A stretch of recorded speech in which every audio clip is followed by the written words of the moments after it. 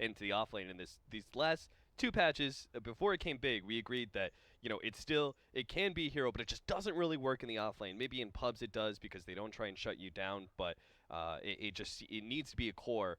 And that feels kind of awkward, giving the Timbersaw the 1 or 2 position. But we're seeing as people are trying it out more and more, it really, really does work, especially as he scales into the late game so damn well.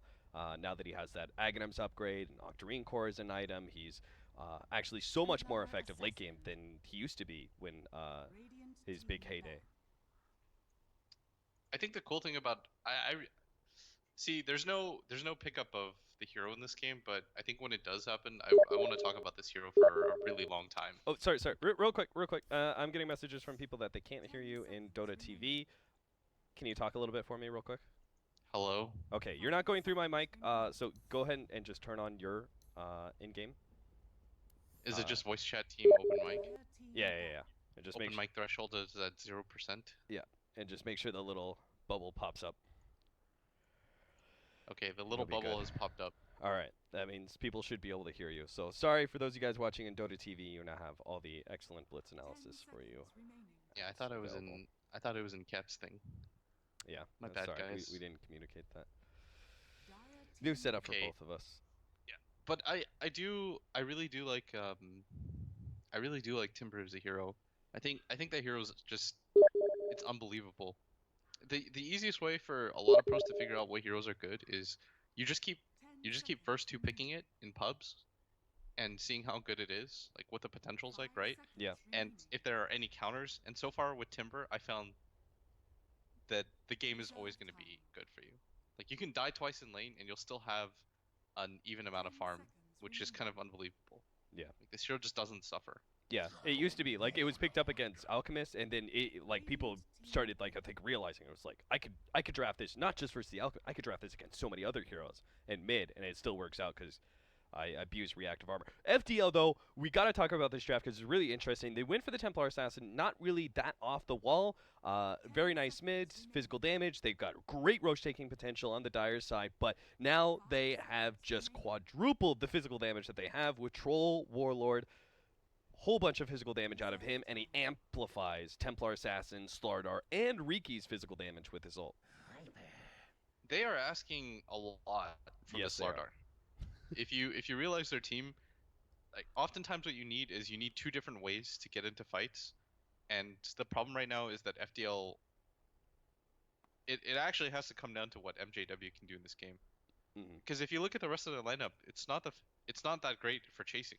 Like look at Void Boys' lineup. They've got Darkseer Surge, you've got Faceless Void Time Walk, Night Stalker's naturally a fast hero, Viper's a very tanky hero with corrosive. So you're in a position where you have to lock down so many of these heroes, and they're just faster than you. Like Lion will get a blink at some point. So tempo-wise, Void Boys should have some control. The good news though is that Void Boys have to fight around this really long cooldown of Faceless Void and Lion Finger to deal damage. So as long as FDL stick together, it's going to be hard for Void Boys to engage. And as long as FDL plan these fights somewhat properly, then so this game comes down to, for me, basically the Faceless Void and the Slardar post laning phase. Like these two heroes have a lot of burden on them. Have you participated in the new predictions? No. All right. Well, do I have to own a compendium for that? Oh, yes, you do. Okay, well, all right. Well, we have a pause. You're gonna do it for me. We're gonna have some fun because sometimes I ignore it, but we've got a pause. Prediction number 1: how long will the game be? You've got less than 30, and then 30 to 37, et cetera, et cetera. So you give me a prediction how long the game will be. I don't know, like 40 minutes. All right, 37 to 44 it is. Number of ancient camps stacked by 30 minutes. We've got Templar Assassin. That is definitely a decent number of stacks at the very minimum. Yeah. 11 to 15? 16 to 20? I would say 11 to 15. All right. Or actually, what's the low number? 6 to 10 and 0 to 5. I'll go with 6 to 10. Okay. Player with the highest total magic or pure damage done to heroes by 10 minutes. Magic or pure? Yeah. So not physical. Not physical damage. Magic or pure? Spellcaster of some sort. I don't think that Lion's gonna get 6 in time, so I'm definitely not going with him. Okay. I will go with. That's pretty tough because even some of the spells that we have, Troll, Slard Art, that's physical damage. The only magic damage dealer you have on FDL is the Oracle. Yeah, I'm trying to debate I right think now it's if Viper. Oracle. Oh, I'm trying to debate if Oracle does more magic damage then than a Lion, Night Stalker or then Night Stalker. Darkseer. Yeah. I Oh, it could be oh. Darkseer. Just because his damage from Ion Shell, he starts from the very beginning. Yeah, I'm gonna go with DS. I was thinking about this for a while, but I think snaking just farms. All right, whatever. Darkseer. All right, we're locking in. Let's lock in. And last one, will a tower be killed before 10 minutes? Most definitely. Yeah, it's got a troll. Yeah.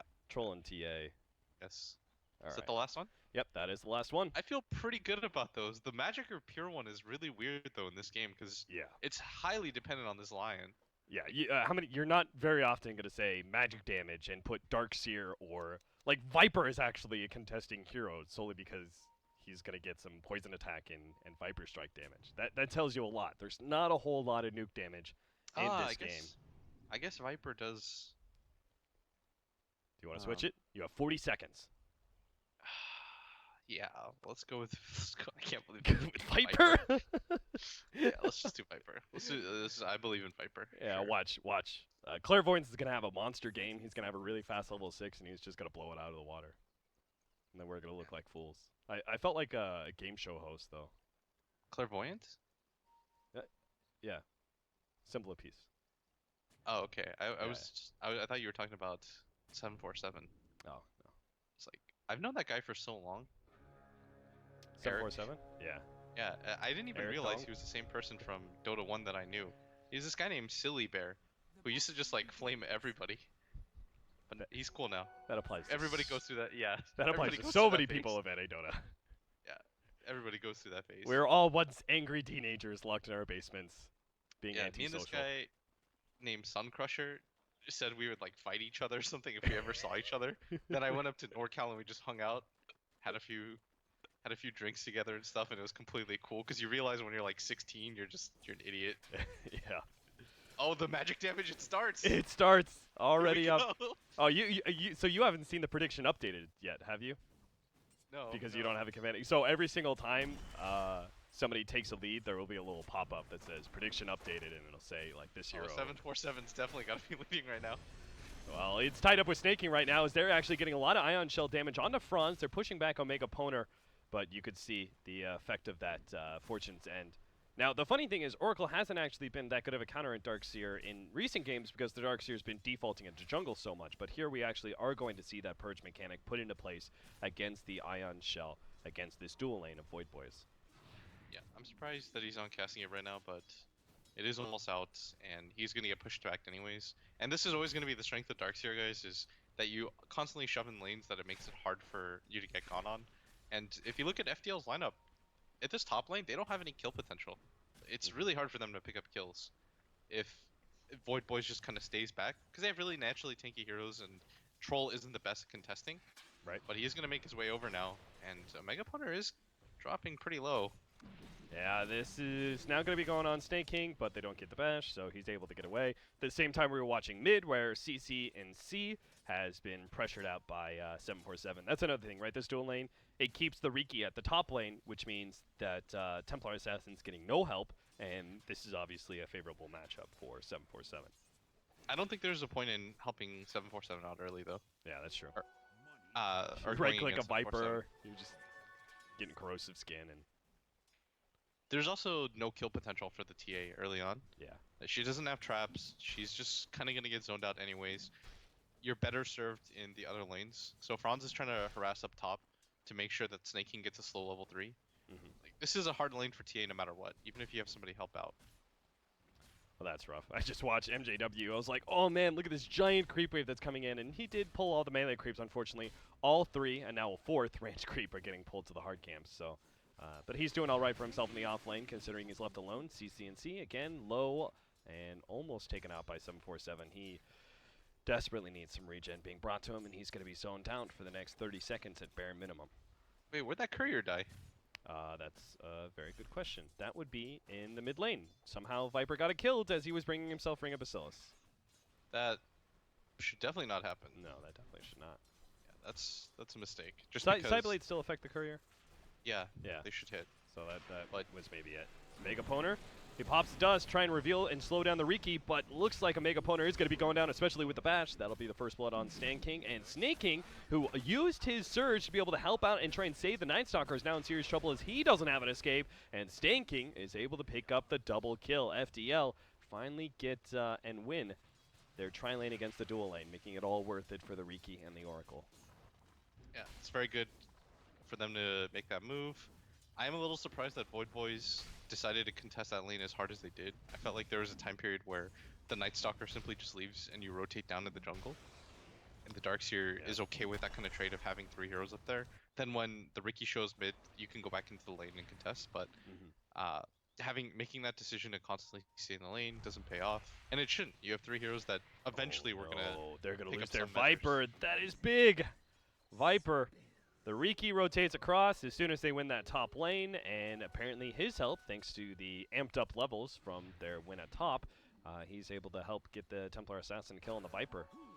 Which Still, there's no disables. Yeah. Like these are just deaths that Void Boys don't necessarily have to have. These are, like in baseball terms, unforced errors, pretty much. Did I use that term in a cast with us? Have you? I mean, It's a good I was term. using it earlier, but I'm just surprised that you came up with the same term as I did, because I really like that term. Yeah, in, we're cool guys, in man. baseball. Yeah, yeah. Oh, Oh, 747. Franz. Yeah, they can't kill him. He They thinks shouldn't be better able of to that if one. he has full health. That leaves Mega Poner as a very underleveled level 2 Night Stalker, about to pick up his level 3. Snake King is going jungle, but he's about to get caught out by Franz. They're going to be able to slow him down and get a second round of nukes from Stan King. That'll be enough to slay the opposing King. Franz tries to juke out the last couple of hits from 747, but not good enough. They trade away kill, but still well worth it for FDL.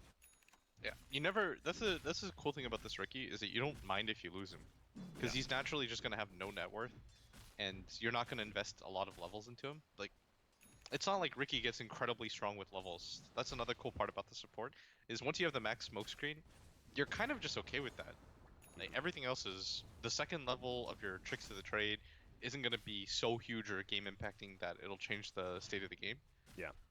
It's kind of like he was the opposite of Bounty Hunter in some ways. Like, they're so similar and yet kind of the same. We are going to see CNC go down in the mid lane, it looks like, as he's going to be chased down with a combination of poison and ion shell damage, and that'll put Snake King as our new highest magic damage. Meanwhile, bottom lane, Lion in some trouble here.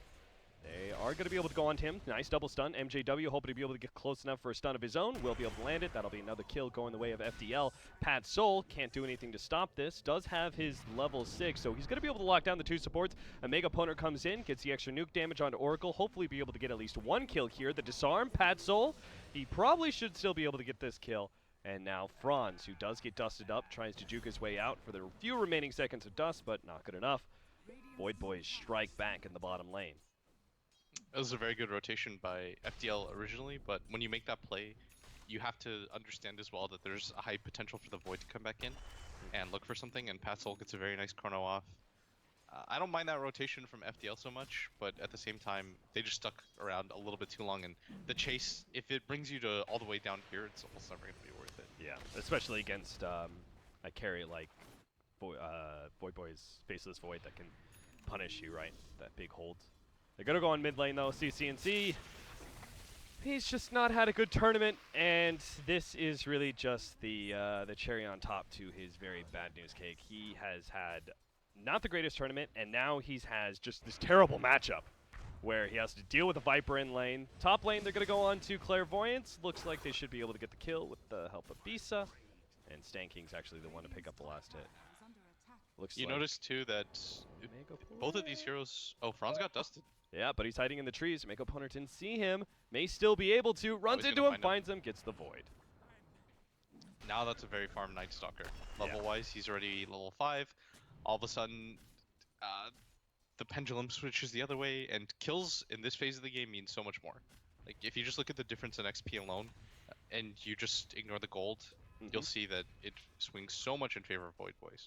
Like all those high-level supports that you had early on from FDL, well, it goes the other way too, just because they're gonna feed up a lot. Right. As predicted, though, the line's not 6. It's a hard level 6 for a line in this game, in all honesty. Not until 10 minutes when he gets the tome.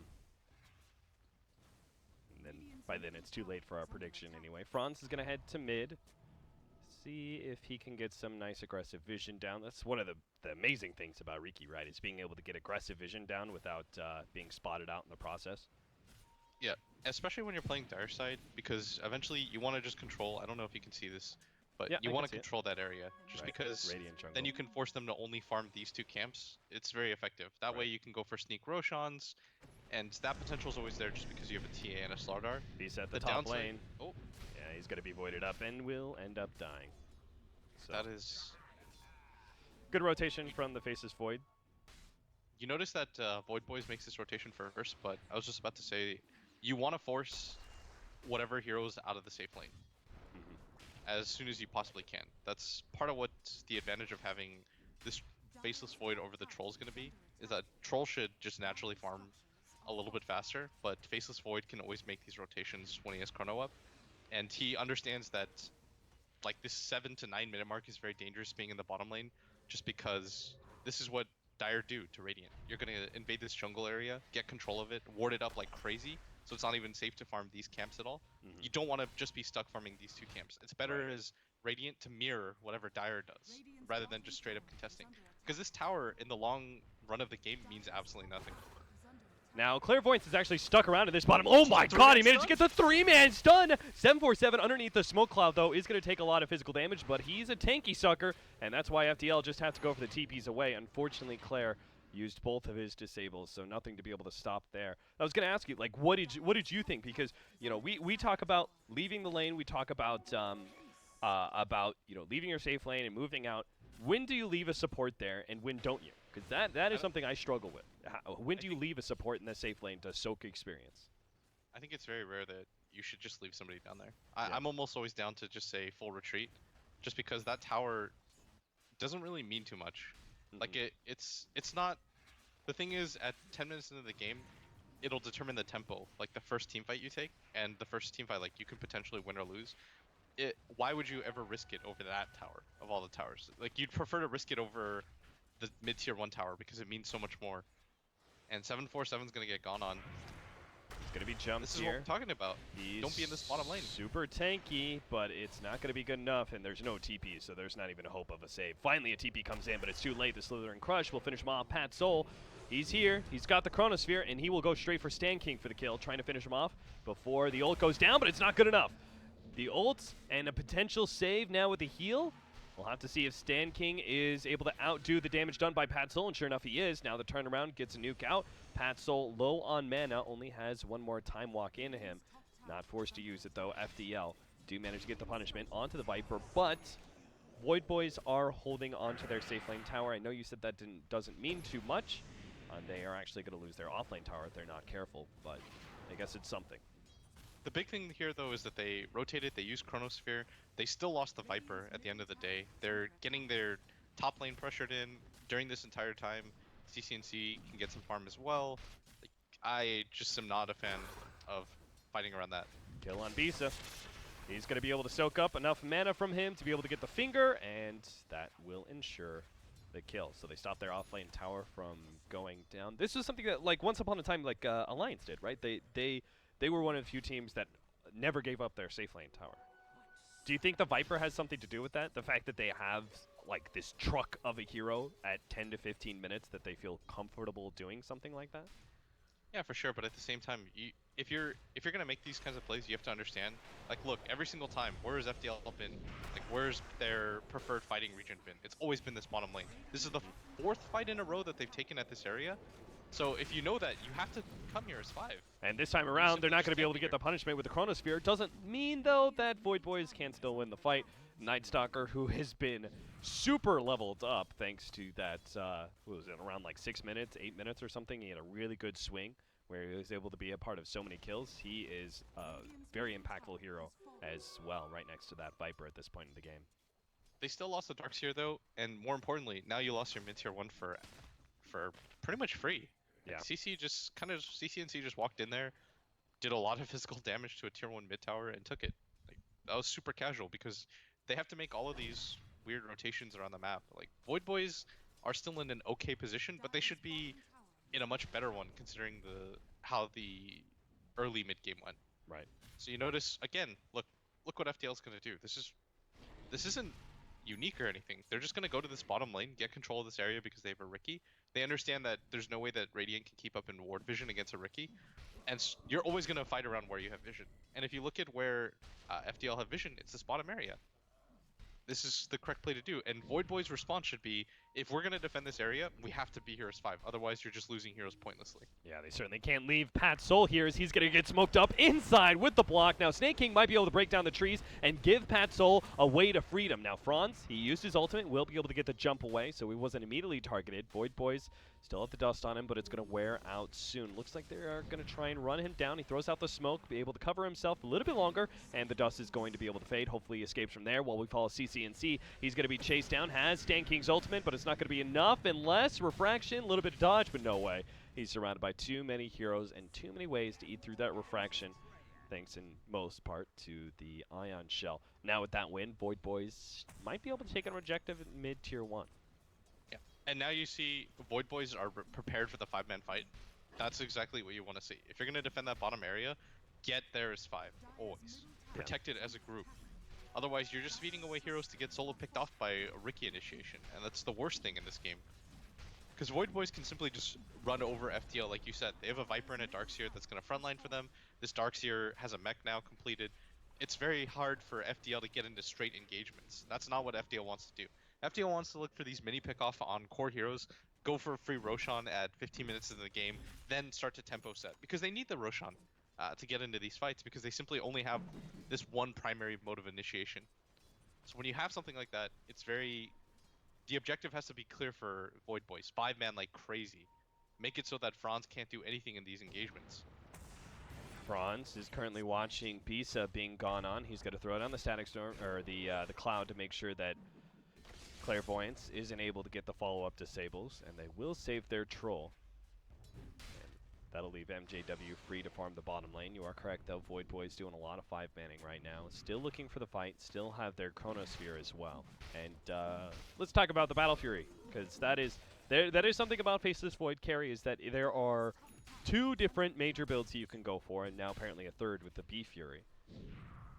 What's the point of this, as opposed to Vanguard Radiance, as opposed to the Diffusal Blade Manta build? It's kind of just like a single core Void, that's why.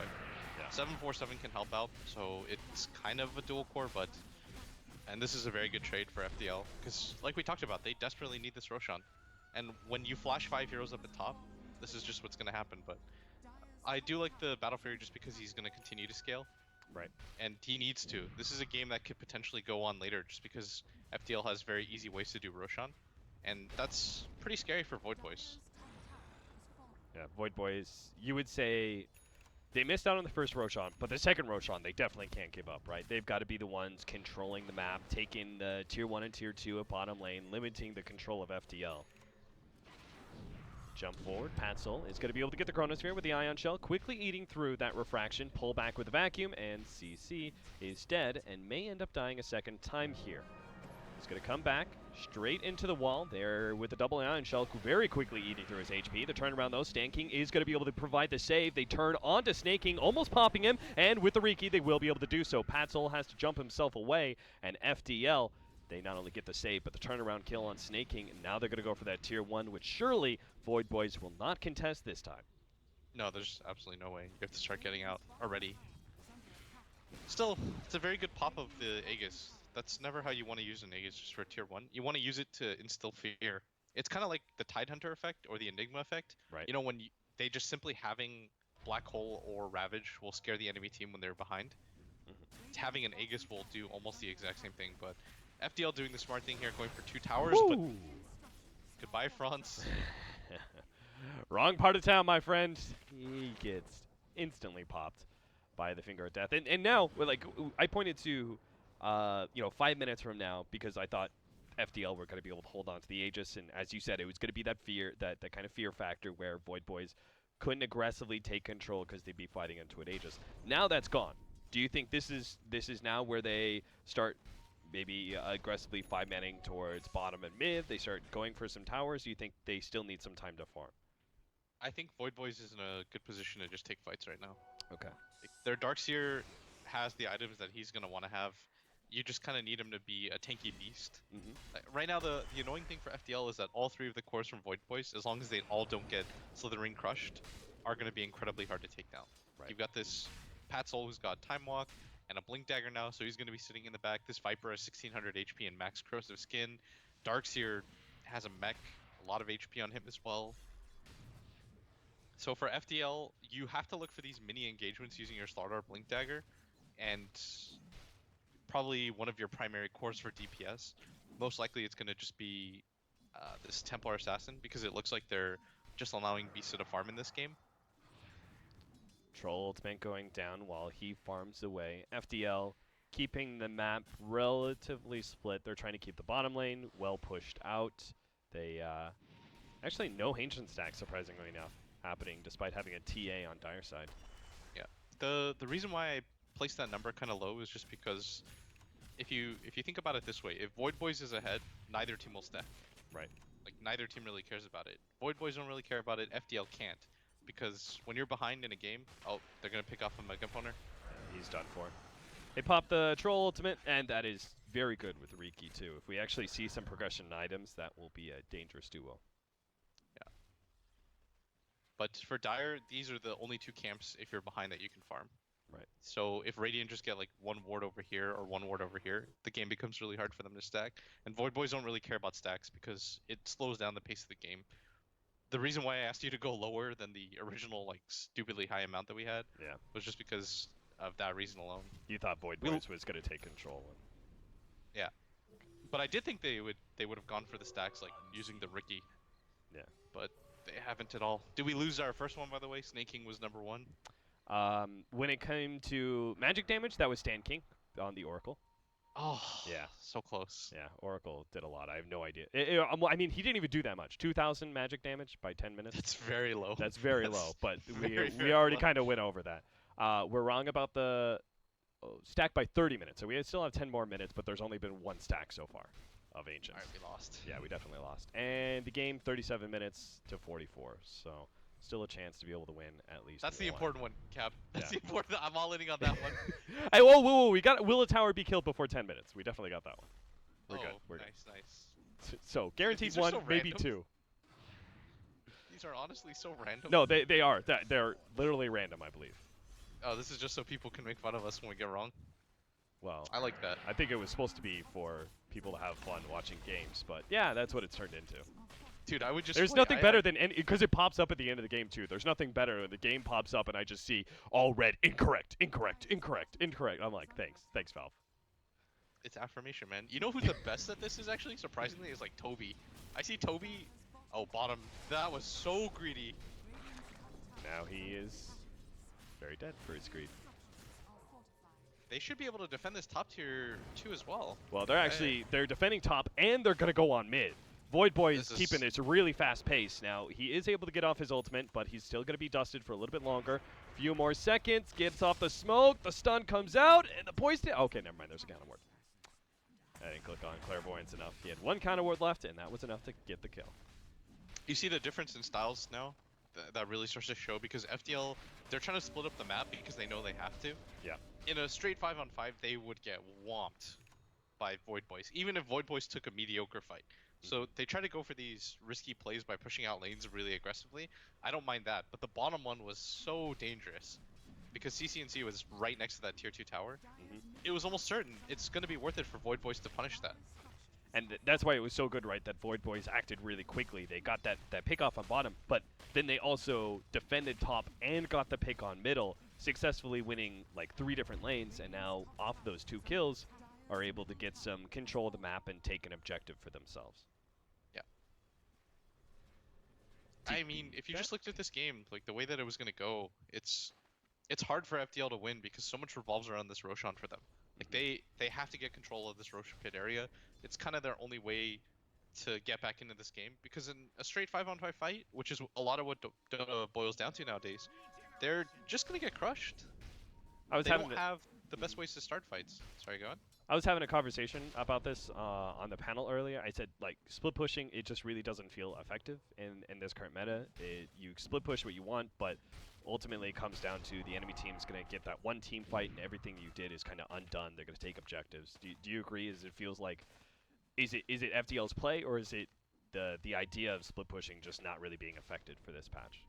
I think right now split pushing is no longer in vogue. Like you even see teams like Team Secret, which was the split pushing team, just get into these straight on 5-on-5 engagements now, and this is going to be the game determining fight right now, but they're going to get spotted coming in. Franz, he's going to be spot out almost instantly. Pop plus vacuum, now the 4-man Chronosphere! And surely this is not the mediocre fight that maybe FDL could have won. We see Void Boys very clearly taking this one. They will be able to get the TP out onto the Templar Assassin, who almost dies inside the fountain, but at least they have one survivor. It looks like two, as the Troll's going to be able to get out. Stan King is not going to be one of those survivors, though. Right outside the Roshan pit, fortunately, or unfortunately rather, it just spawned. Check it again! Check it again! Check it again? Oh, they see it. Wait, he's fine, right? Claire? Did he not get in? I think it was in that awkward middle ground. There's like, you know, this middle ground area where, and it's so weird because it's the fastest possible Roshan. So Void Boys are probably like, yeah, it's unlikely to be up right now. They just check in to, you know, just to make sure, and they're like, oh no, not there. I'd feel reasonable in calling game if they took that Roshan. Yeah. Like I would say, I would feel really comfortable in saying the game's over. And I will say that I was kind of okay with FDL's move because at some point you have to take a fight on the side of FDL, and if you look at their items, they had just kind of hit like their hit a big amount peak. of progression. Yeah. And they were hoping to just find one or two heroes jungling, but man, that's the ball game. The 4-man Chronosphere, man. Yeah. But like the patience Defending there, where they let Franz come a little deeper. They get the vacuum. All set up into the big time chrono. And now Roshan control is going to be even harder. Sure, Void Boys didn't actually get to take a Roshan for themselves, and FDL still have an opportunity to take it, but they're now fighting into an Aghanim's Night Stalker. And we all know how big that is around these cliff areas. That clear vision does wonders for control of the Roshan pit. Yeah. Scary thing for the Stasis Void as well is, or scary thing about FDL's lineup is there's no, what is the big ability that they're going to hit to turn things around for them? Yeah. If you just look at their lineup. So you just have to kind of run your head against the wall and take another fight that even if you know it's unlikely, you just sort of have to do because you have to get control of this Roshan area at all costs. Right. FDL doing something kind of smart. They spoke up. They try and take the Radiant high ground here, and ideally they're able to get the wraparound on Void Boys while they're on the low ground, but that's just not the case. They're in the river now, but FDL kind of given up on that pursuit. Maybe they're going to wrap it back around to their secret shop. Void Boys. I mean, this is the difference, right? Is that Radiant versus Dire. Radiant, in order to get some better control of the Roshan pit, you push out mid, right? As a 5-man, and you just don't, you cut them off from being able to take Roshan. Yeah, somebody has to defend this right now. They're gonna see Bisa. Night's unfortunately over, which I think it'll force them to wait. I don't think there's any reason to fight while it's daytime for Void Boys. They can just kind of keep control of this area because farm doesn't matter right now.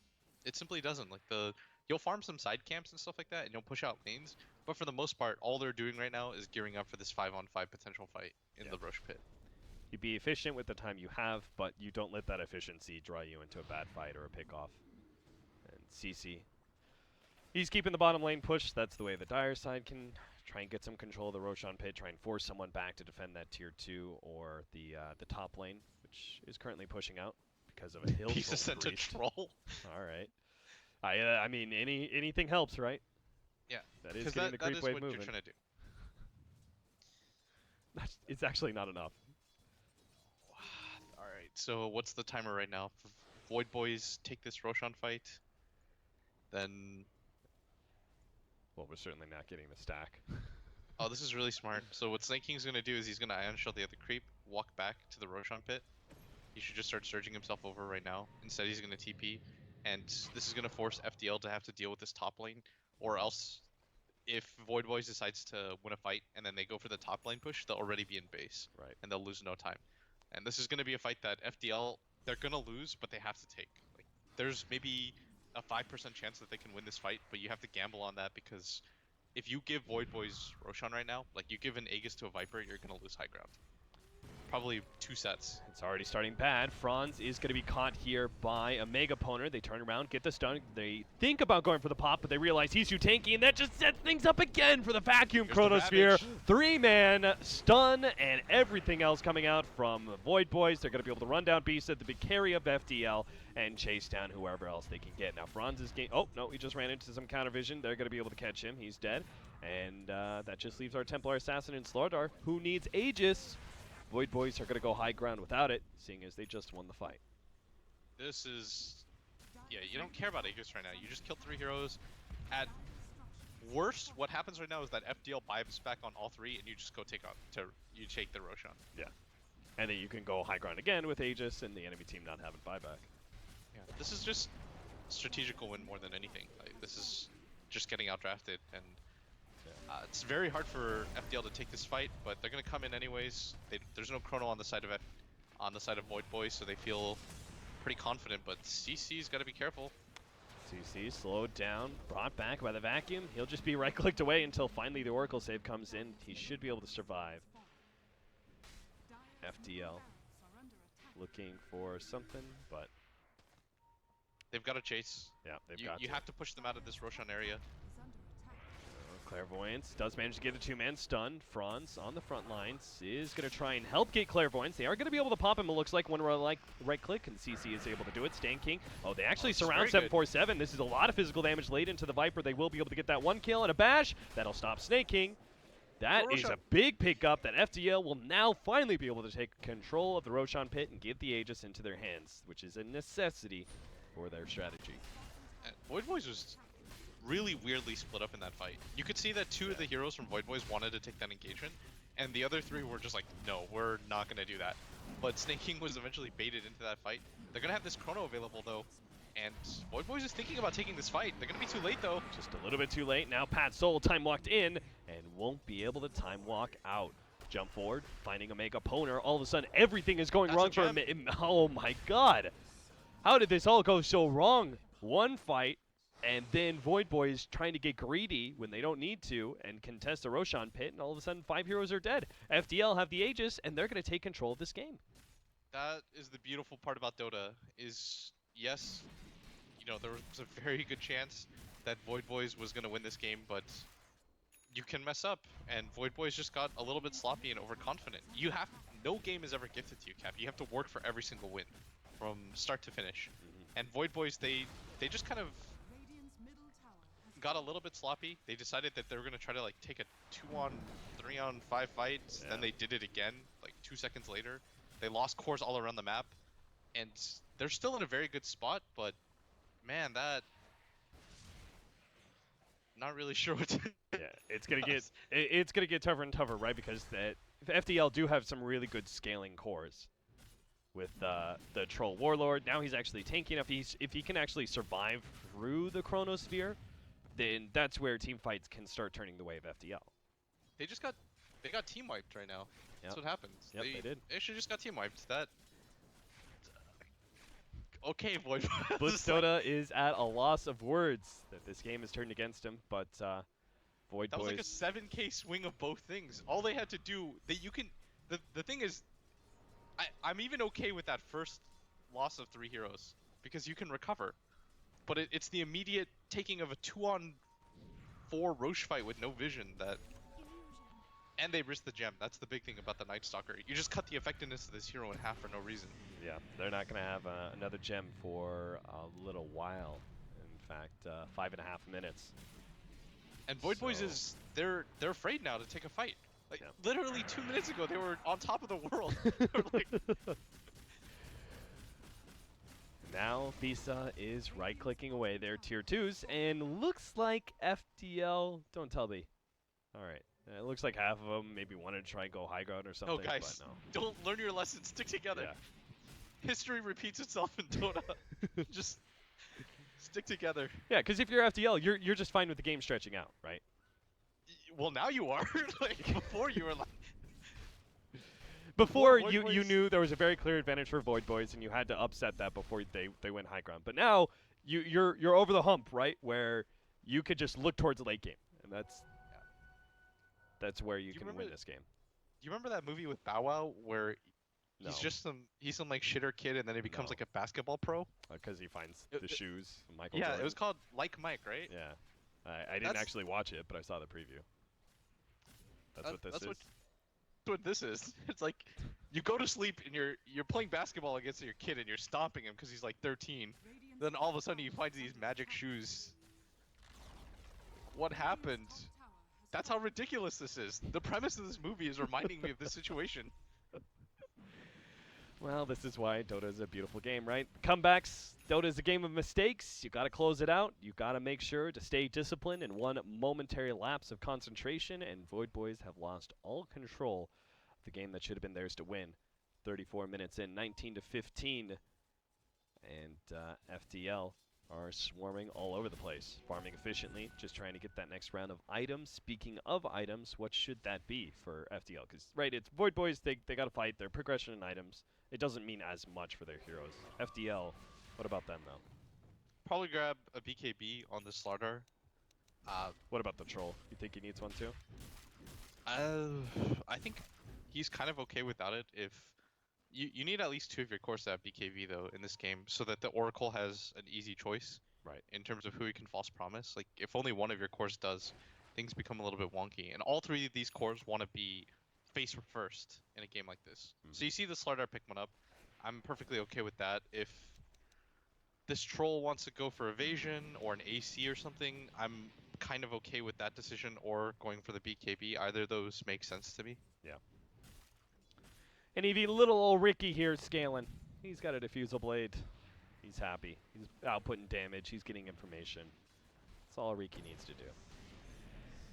Even though he is second lowest net worth, only to be outdone by poor Clairvoyance, who has really taken the warding duty to heart here. Hasn't even gotten a Blink Dagger for himself yet. Which is going to be needed against these BKBs. You need that kind of instant disable, so they need to find a space for him to farm that up. Alright, so Void Boys right now, they're scratching their heads. They're like, guys, we had a 5k lead and a 5k XP lead. Of course they can't know that, but it has swung so far the other way. It's like a 10k difference in this Roshan. Yeah. And that, as a team, you have to kind of be reeling and going like, ugh. And it feels bad. It honestly does. Yeah. So you have to recover though, understand that the team fight is very strong still for Void Boys. Like they're still in a really good spot to take fights around the chrono. That's not really an issue. They still have a lot of damage on their side. Their Viper's still just a tanky guy. He's got an Assault Curse, a Manta. They've got a mech backing them up as well. Just main issue right now for them lies in the fact that they're not really sure how to take fights anymore. Yeah. Like there was that confidence before, but now they're afraid that if they lose one fight, they've lost that cushion of being able to lose one fight.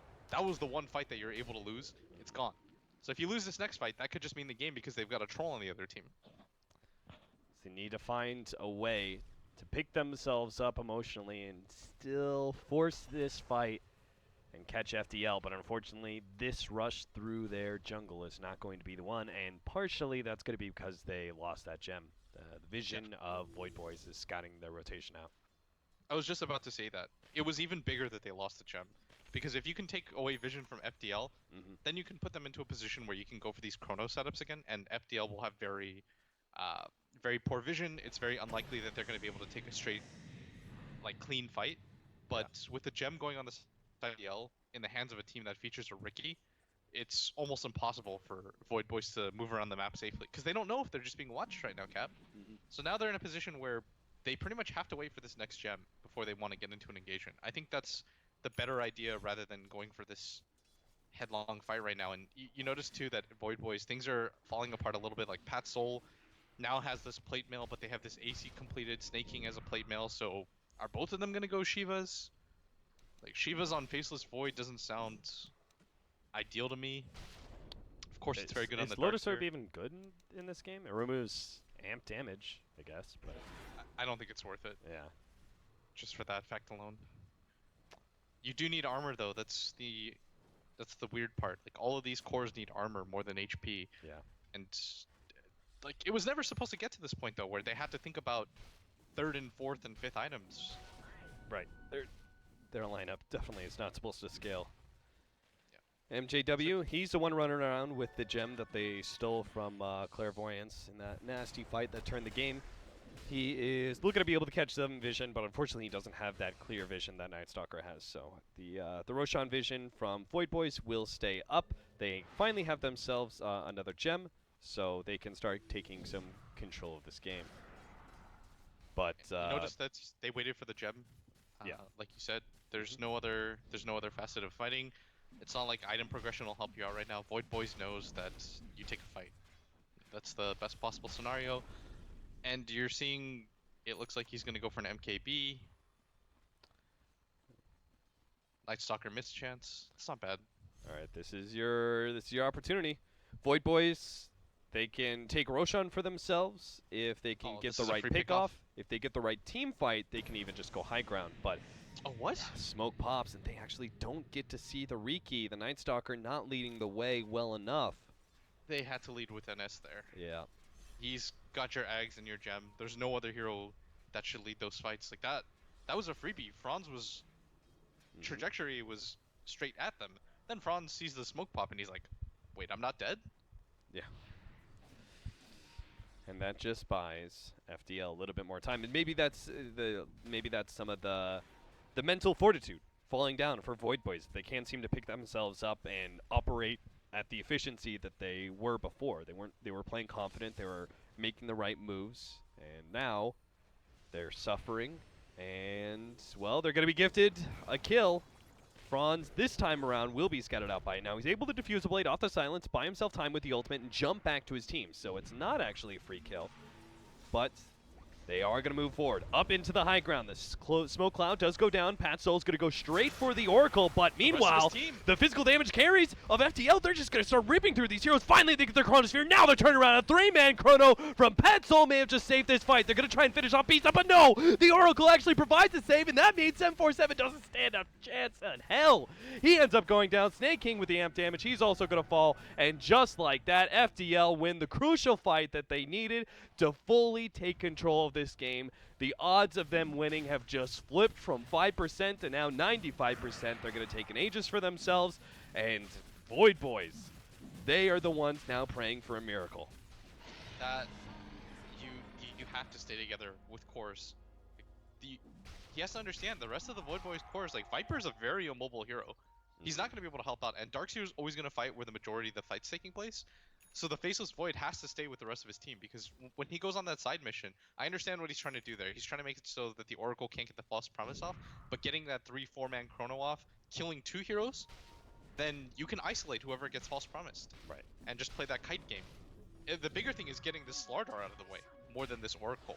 We just talked about how much the Slardar represents for FDL, right? Like, yeah. This guy represents all your stun, most of your damage from this Amplify, and like Troll and TA, those are whatever heroes. Like, yeah, they're kind of annoying, but you can kite those heroes and eventually kill them. But the Slardar is going to be your main source of nuisance, and have to stay with the rest of your team. And now Void Boy's in a position where they're going to have to fight against a Troll with Aegis. We talked about it. He doesn't have to go BKB because he's always going to have this False Promise. So he goes to the DPS item instead. He's got an Aegis with the False Promise now. So now one of the other cores from FDL, most likely the Slardar, we just talked about how important he is. Now you're in a position where you're going to potentially have to kill him twice because he's got a cheese as well. Jumps forward, manages to get the stun onto the line. Looks like he's going to try pop him with the help of CC. They get him. Now the BKB activated with Chronosphere. They're going to focus on MJW, but there's the False Promise save. MJW still going to be able to get the cheese off and heal himself up completely. Pat Soul with his Manta fighting up against CC will be able to get that kill, and that is a hero without the extra life. So now 4 versus 5. Void Boys continue to start moving forward, seeing if they can pick up some extra kills. That'll be the supports first. MJW turning around. Beast is actually going to come in. They rip through a Mega Poner. Now look towards the Clairvoyant Clairvoyant stun in the back. Lion will be able to get himself away. Beast has to focus on whatever's in front of him. That's going to be Pat Soul. He gets a bash. Can he get another one underneath that silence? It doesn't matter. They hold him long enough. He can't get the time walk away. And Beast chases back the Viper while his team goes for Snake King. Snake King locked in, is going to be purged up. No surge away for him. And seems like Void Boys are going to be losing a lane of Rex. They've only got a buyback on Void, and I'm pretty sure that's not enough from stopping FDL. They already used it on the Darkseer, and I really like that FDL took that fight 4v5 because they realized we can't afford to lose all these heroes in this gem. Like, there's no chance that FDL is going to give it up, so they decide to regroup. They know that the Chronosphere has already been used. Once again, Patzel decides to go for Stan King, who's so happy about that because his Slardar's just wrecking everybody right now. Yeah, you saw the amp damage put on the Night Stalker. Bisa turns, even ranged form. Night Stalker didn't stand a chance. He ends up going down. They're going to go for 2 lanes of Rax. Darkseer's just down for too long. The Night Stalker and Lion are about to come back up. 747 starts trying to hit Bisa. Can't even seem to do it, though. No damage coming out. FDL will just take the clean escape, though. They learn from Void Boys' mistakes. They're going to take the lane of Rax at bottom and just the melee at mid before backing away, making sure no one gets caught. Any engagement right now, even a half decent one where they kill the Void or the Darkseer is pretty much death sentence for Void Boys. Yeah. Like, that's ball game. You're not going to be able to recover against that. And 2 sets of racks, that is so much gold on the side of FDL right now. Like, everybody is so rich on their side. CC's got this Monkey King bar completed. He's got 2,400 gold on top of that. Buybacks aplenty. You see no scaling from the side of Void Boys. This casual plate mill hasn't been able to turn into anything for either of the cores. And now FDL, just go top. Yeah. No need to get fancy. Don't need a smoke pickoff. Don't really need anything. Just 5-man, push top, use this Aegis while you still have it. And Void Boys don't have a gem because that was also taken away from them. So that's, yeah. So this Night Stalker is not really a hero anymore. Yeah. Because he's not meant to do anything against these pushes. What information is he gonna give his team? Hey guys, they're all top. Like, yeah. Void Boys. I do like this decision where they're trying to get aggressive with this ward up and see if they can get the fight. Oh, once again, he's going to go for Pat Soul and even Chronospheres, and that means the rest of the team are just going to get torn apart. FDL, they go straight for one, manage to take out the Night Stalker. Now look towards Pat Soul.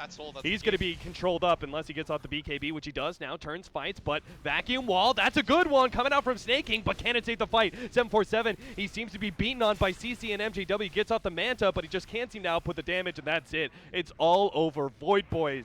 They had themselves a really good lead. We thought this was their game in the bag for #1 of the series, but not so. FDL, they win it 45 minutes and 33 seconds.